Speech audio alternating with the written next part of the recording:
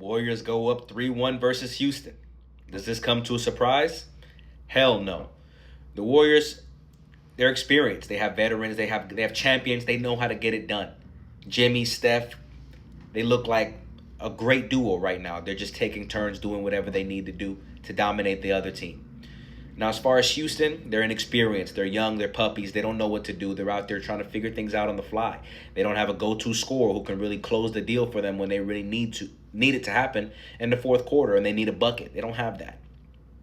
So where do they go from here? I think they're going to go exactly where I predicted they'll go in the offseason. They're going to try to trade for either one of Giannis or KD. But realistically, I don't think they'll have a chance at getting Giannis. Because Giannis, you're going to have to give up the whole, whatever assets you have, consider them gone. Because Giannis, he's well deserved of that. Now, KD, there's a little more wiggle room. I'm going to go back to say Tari Eason is someone that could potentially go. A Cam Whitmore, Jalen Green for sure. I think that's going to be the biggest piece. They try to see what the trade market has to offer for him, because I don't think they're going to be committed to him long term.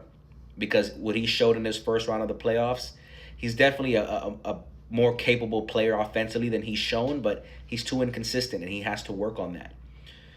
But Houston, they're just not ready for it. I get you have a bunch of young guys who the fan base wants to keep, but if you want to legitimately compete for a championship, a lot of those guys are going to have to go because they all can't mesh together. And I'm even considering, if I have the chance to get Giannis, I'd consider even trading the Thompson brother.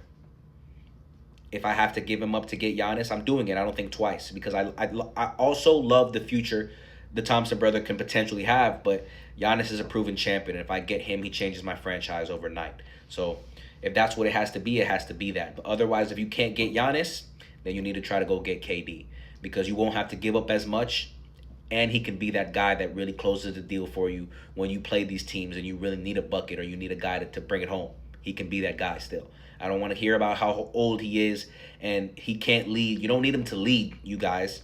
You have a bunch of up-and-coming guys that can carry the load the first 3 quarters. But when it's the fourth quarter and you need a guy to take it home, he's Kevin Durant.